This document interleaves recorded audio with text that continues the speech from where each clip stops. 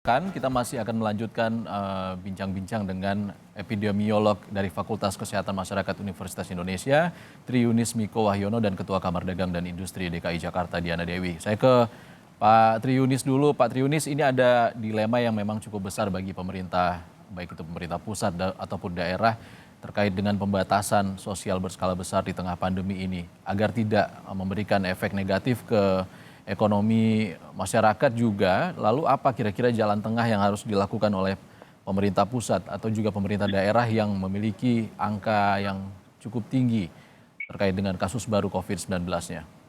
Ya, jadi pada daerah-daerah yang kasusnya tinggi, maka PSBB harus dilakukan. Tapi apakah itu dilakukan pada tingkat RW atau kelurahan, kemudian atau kecamatan, itu harus dianalisis begitu. Kemudian apa namanya, ada evaluasi tersebut begitu. Eh, kemudian eh, kemudian kemudian eh, selanjutnya maka PSBB itu harus dilakukan pada tingkat yang mana begitu, RW, kelurahan atau kecamatan, sehingga ada PSBB yang harus dilakukan pada pembatasan sosial ke ekonomi, kemudian ada ekonomi yang berjalan di bukan daerah yang banyak kasusnya begitu. Baik, Kira-kira begitu Mas Yuda. baik. Pak Triunis, saya ke Ibu Dewi. Ibu Dewi, selama lebih dari Diana Dewi, selama lebih dari 8 bulan kita sudah menghadapi pandemi dan efeknya ke sektor ekonomi ini cukup besar. Lalu dari Kadin DKI Jakarta sendiri, khususnya di DKI Jakarta, seperti apa Bu sektor usaha? Apakah sudah mampu mengatasi terpuruknya ekonomi dan juga bangkit di tengah pandemi ini? Sudah yang melewati 8 bulan lebih? Iya Mas, kalau kita melihat sektor-sektor tertentu memang sudah ada yang memulai. Yang kami prihatinkan kan pengusaha-pengusaha yang mikro dan kecil. Mereka karena ada stimulus-stimulus dari pemerintah yang cukup berkeadilan, sudah mulai melakukan kegiatan operasionalnya lagi. Cuma memang tidak semua pengusaha-pengusaha ini sama kondisinya, sehingga ada yang masih tetap wait and see dan ada yang memang sudah melakukan kegiatan operasionalnya. Kalau kami melihat dari laporan teman-teman ya 60% dari usaha mikro dan kecil sudah melakukan kegiatan operasional lagi, dan yang 40% masih ada yang wait and see dan ada yang beralih kepada usaha-usaha yang lain. Kalau mereka memang sifatnya usahanya tidak permanen melakukan kegiatan produksi, yang biasanya mereka melakukan trading. Nah itu yang mereka sekarang sedang berusaha untuk memulihkan ekonomi mereka. Ya Bu Diana, tadi Pak Triunis mengatakan bisa jadi ini menjadi endemik, menjadi penyakit yang tidak hilang di satu daerah seperti malaria contohnya. Lalu tentunya kita masih akan membutuhkan protokol kesehatan yang ketat dalam waktu yang cukup panjang karena kita tidak tahu vaksin nantinya seperti apa efektivitasnya di Indonesia.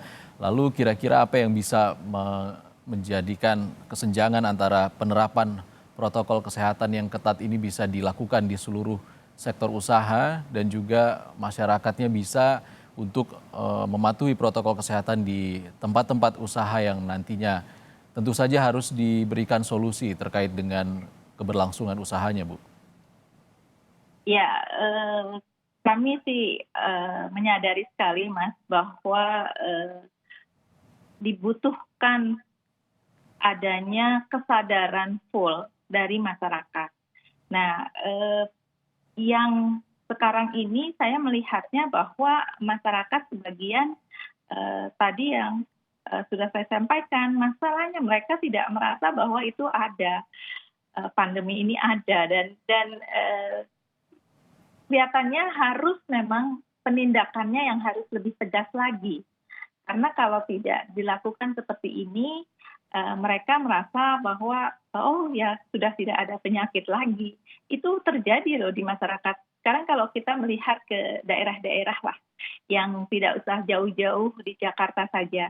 Di Jakarta itu ada banyak perkampungan juga. Mereka betul-betul tidak melakukan protokol kesehatan. Nah, ini yang saya khawatir, kondisi ini yang membuat terjadinya pandemi yang juga ini tidak akan berhenti gitu, Mas. Iya, terakhir mungkin saya ke Pak Triunis, apa Pak kira-kira yang jadi simpulan dari sudut pandang epidemiolog agar kita menghadapi pandemi yang belum tahu kapan berakhir ini bisa dengan meminimalisir angka baru positif COVID-19? Jadi pertama semua satgas harus tahu bahwa di wilayahnya sudah wabah masih ada begitu atau sudah endemis. Penanganan wabah atau endemis itu akan berbeda begitu. Kalau sudah endemis, protokol kesehatannya tetap, tapi tidak harus dilakukan PSBB. Kemudian kalau dia wabah pada puncak tertentu harus dilakukan PSBB begitu.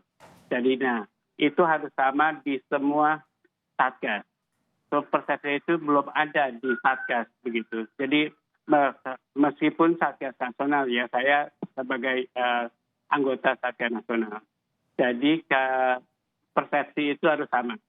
Yang kedua adalah bahwa protokol kesehatan harus tetap dilaksanakan pada semua wilayah, maupun yang endemis maupun yang masih ada wabah begitu. Ya, kemudian di daerah-daerah tertentu yang resikonya berbeda seperti zona merah dan oranye, maka protokol kesehatannya harus disertai dengan PSID begitu. Mau itu di rumah makan dan dibuka, yang mau itu di baik kegiatan perekonomian, mau pasar begitu, atau di transportasi publik begitu. Harus ditambah dengan PSID supaya penularan ini supaya tidak terjadi. Kalau di daerah kuning dan hijau ya mungkin cukup dengan protokol kesehatan yang rutin ya, pakai masker, jaga jarak dan cuci tangan pakai sabun. Begitu Mas Yusa. Baik, kesadaran masyarakat dengan protokol kesehatannya sebagai garda terdepan untuk pencegahan penyebaran COVID-19 berlangsung semakin panjang dan juga angka positif COVID-19 baru bisa ditekan.